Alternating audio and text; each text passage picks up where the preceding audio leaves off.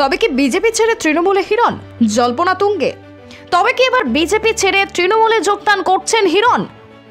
পিছনে তৃণমূল কংগ্রেসের ব্যানার আর তারই সামনে হিরণ চট্টোপাধ্যায়।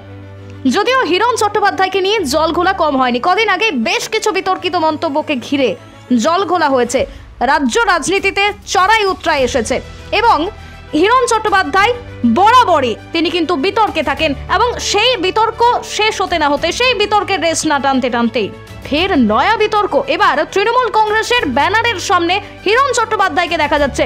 তবে কি তিনি বিজেপি ছেড়ে তৃণমূলে যোগ দিতে চলেছেন?